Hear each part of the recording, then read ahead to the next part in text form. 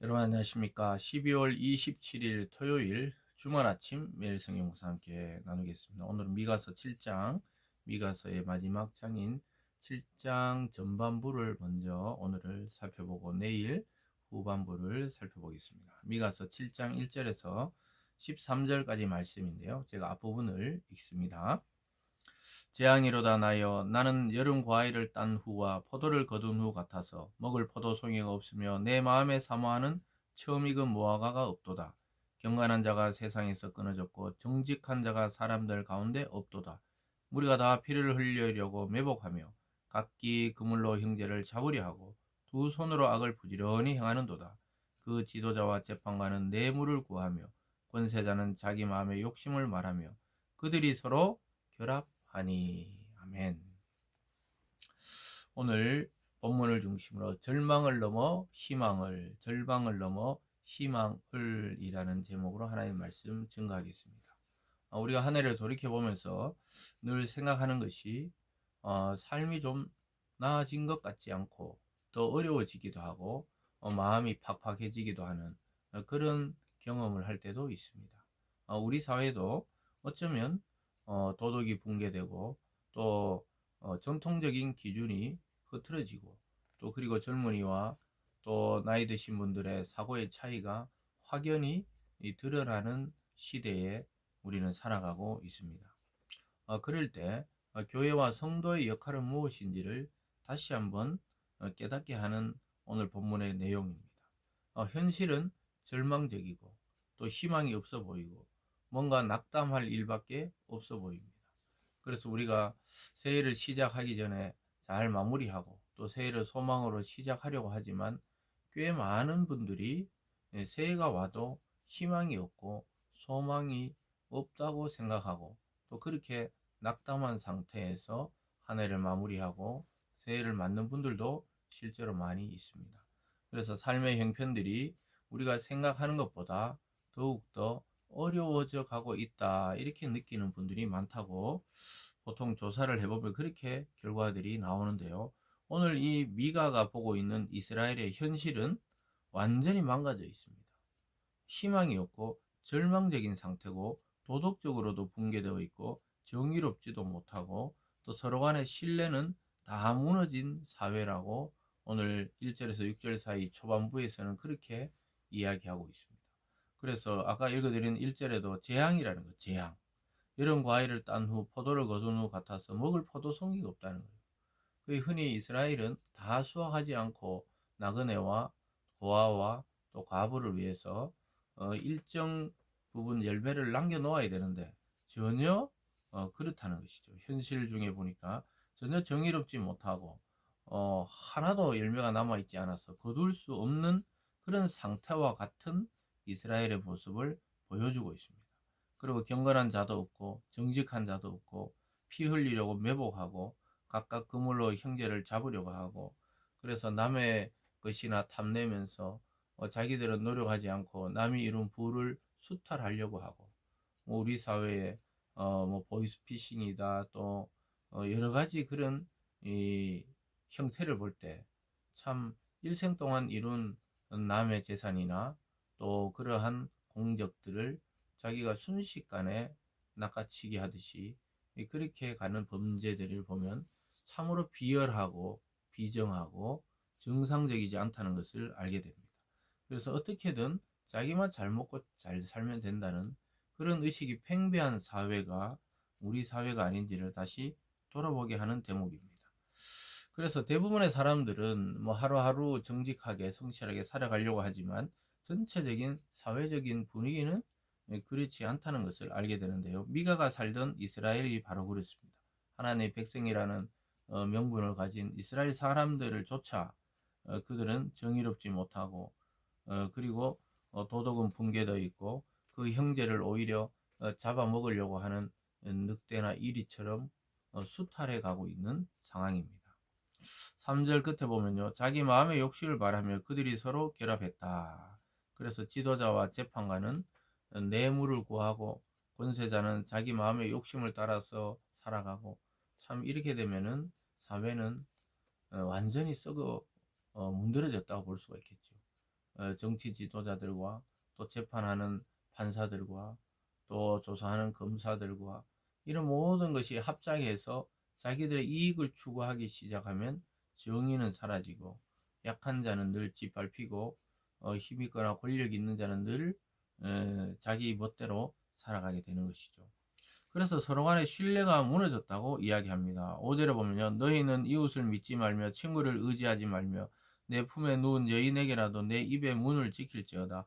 아들이 아버지를 멸시하며 딸이 어머니를 대적하며 며느리가 시어머니를 대적하리니 사람의 원수가 곧 자기 집안의 사람이리로다. 참 가슴 아픈 이야기죠. 이스라엘의 재앙이 뭡니까?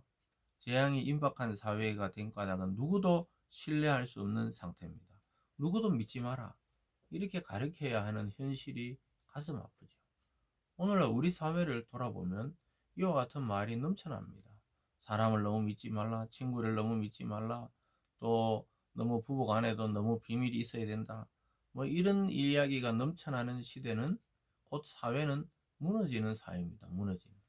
실제 문화가 발달하고 경제가 고도로 발달한 것 같아도 인간성이 상실되는 시대에 우리는 어쩌면 살아가고 있습니다. 그래서 홀로 돌아서 있으면 사람들은 절망을 느낍니다. 우리나라가 그렇게 경제적으로 아주 세계적인 이 부를 이룬 나라가 되었다고 하지만 그 반대편의 그늘에는 하루하루 정말 매 시간 자살하는 사람 또는 이 우울증에 때로는 공황장애에 때로는 이 사회에 적응 못하는 부적응자로 살아가는 사람이 점점 넘쳐나고 있다는 것은 사회가 일정 부분 병들어 있다는 거예요. 무엇인가 이 기능이 작동하지 않기 때문이죠. 그래서 서로 믿지 마라. 이렇게 참 아이들에게도 가르쳐야 되고 또 사람들끼리도 일정한 거리와 또는 불신에 대한 기본적인 마인드를 가지고 대해야 된다. 이게 참 좋은 것이 아니죠. 물론 지혜가 필요하지만 우리가 정말 믿음의 사람들조차도 그렇게 살아간다면 사회는 점점 무너져 내리는 것입니다. 근데 놀랍게도 중요한 것은 이 선지자는 이러한 절망적인 사회 속에서도 공의로우신 하나님의 심판과 구원을 갈망합니다. 그래서 사회는 무너져 가지만 그 절망에서 끝나는 것이 아니라 하나님의 향한 그 신뢰를 통해 희망을 가지는 것을 봅니다. 실제로 보면요. 오직 나는 여호와를 우러러보며 나를 구원하시는 하나님을 바라보나니 나의 하나님이 나에게 귀를 기울이시로다. 사랑하는 여러분, 우리가 아무리 절망적이라 해도 포기하면 안 돼요. 믿음의 사람들이 포기하는 순간 세상은 걷잡을 수 없이 떠내려가고 마는 것입니다. 여기에 이 선지자 말처럼 나는 여호와를 우러러보며 나는 구원하시는 하나님을 바라본다. 이렇게 말하고 있습니다. 우리가 하나님을 바라보고 하나님의 구원을 사모할 때 하나님은 우리들의 음성에 귀를 기울이신다고 고백하고 있습니다. 이것은 사실이고 정말 그러합니다. 우리가 간절히 홀로 기도하는 그 신음소리 같은 기도를 듣고 오늘 또 응답해 주시는 하나님이십니다. 우리는 이분을 신뢰해야 됩니다. 절대 세상을 바라보면 절망적이에요. 넘어설 수 없는 절망이 있습니다. 그러나 우리는 그 절망 너머에 있는 하나님의 희망, 구원을 꿈꾸고 있는 자들이기 때문입니다. 8절을 보면요. 나의 대적이여 나로 말미암아 기뻐하지 말지어다. 나는 엎드러질지라도 일어날 것이요 어두운 데에 앉을지라도 여호와께서 나의 빛이 되실 것이미로다. 정말 절망 중에 희망을 노래하고 있죠. 내가 엎어져도 일어나고 어두운 데 내가 앉아 있지만 하나님이 내 빛이 되시기 때문에 나는 절대로 포기하지 않겠다는 것이죠. 계속 볼까요? 9절입니다. 내가 여호와께 범죄하였으니 그의 진노를 당하려니와 마침내 주께서 나를 위하여 논쟁하시고 심판하시며 주께서 나를 인도하사 광명에 이르게 하시리니 내가 그의 공의를 보리로다. 나의 대적이 이것을 보고 부끄러워하리니 그는 전에 내게 말하기를 내 하나님 여호와가 어디 있느냐 하던 자라. 그가 거리에 진흙같이 밟히리니 그것을 내가 보리로다. 사랑하는 여러분, 여기 지금 역전이 나가고 있어요. 너 하나님 믿어봐야 소용이 없다. 너 하나님이 어디 있냐?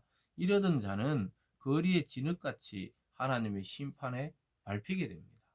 악한 자들은 하나님을 대놓고 없다고 무시하고 대적하지요. 근데 결정적일 때 그의 악이 드러나고 온 천하가 알 정도로 부끄러운 일을 당하게 됩니다. 여기 밟힌다는 게 바로 그런 거예요. 진흙같이 지나다니는 사람에게 밟히는 것처럼 가시거리가 되고 또 사람들 입방아에 오르내리게 되는 그런 사람으로 전락하고 만다는 것입니다. 그러나 우리가 늘 그런 불의한 자들에게 밟히는 것 같은 우리들의 삶은 하나님께서 빛이 되어 주시고 강명에 이르게 하신다고 말씀하고 있습니다. 그래서 여러분, 어려운 일이 당할 때 우리가 좀 낙심할 수 있어요. 그러나 절대로 절망해서 끝나면 안 됩니다. 절망을 넘어서는 희망과 소망을 봐야 돼요. 이것은 헛된 희망을 말하는 게 아니에요. 실제 살아계신 하나님이 저와 여러분 곁에서 구원의 빛으로 다가오시기 때문입니다. 이런 경험을 아마 성도들은 많이 경험할 거예요. 전혀 예상치 못한 데서 구원의 손길이 온다는 것이죠. 그러면서 결국은 회복될 것을 바라보고 있습니다. 앞쪽에서는 이스라엘의 현실이 절망적이라 했지만 결국은 하나님의 언약 안에 회복될 것을 말하고 있습니다. 11절입니다. 내 성벽을 고추하는 날 곧 그날에는 지경이 넓어질 것이라. 그날에는 아수르에서 애굽 성읍들에서까지 애굽에서 강까지 이 바다에서 저 바다까지 이 산에서 저 산까지의 사람들이 내게로 돌아올 것이니 그 땅은 그 주민의 행위의 열매로 말미암아 황폐하리로다. 이스라엘 백성은 돌아오고 악한 그 땅의 원주민들은 하나님의 심판을 받게 되어서 황폐해진다고 이야기하고 있습니다. 여러분, 그래서 걱정 염려가 들 때가 있죠. 살아가다 보면 그 현실을 부정하는 것은 아니지만 거기서 끝나면 안 되고, 그런 현실 속에서 오늘 이 약속의 말씀을 보면서 절망을 넘어서는 희망을 우리는 마음속에 품어야 합니다. 절대 포기하지 마세요. 우리 자신을 보면 얼마든지 포기할 수 있지만 하나님을 바라볼 때 포기할 필요가 없는 자리로 우리는 이미 와 있다는 거예요. 여러분, 이것을 절대 잊으면 안 됩니다. 우리는 하나님의 품 안에 새겨진 이름들이고 그 그리스도의 날개 안으로 이미 도피해 있는 사람들입니다. 주님이 우리 대신 싸워주실 것을 확신하시기 바랍니다. 교회와 성도의 회복이 곧 세상에도 희망이 되고 소망이 되고 그들의 회복의 기초가 되는 것입니다. 그래서 우리 마음속에 또 우리들의 속한 교회 속에 하나님의 부흥의 빛, 말씀의 빛, 또 성령의 빛이 비치기를 바랍니다. 기도하겠습니다. 사랑의 하나님 아버지, 감사드립니다. 절망적인 그 상황 속에 있다고 선지자는 바라보고 있었지만 거기서 끝나지 아니하고 언약의 하나님을 바라보며 소망으로 희망으로 나아가고 있습니다. 우리의 성도님들 한 해를 마무리해가는 이 시점에 여러 가지 현실 속에 속해 있을 것을 압니다. 하나님 아버지, 그 현실 속으로 찾아가셔서 그들의 희망이 되어 주시고 소망의 빛이 되어 주시옵소서. 감사드리며 예수님 이름으로 기도드리옵나이다. 아멘.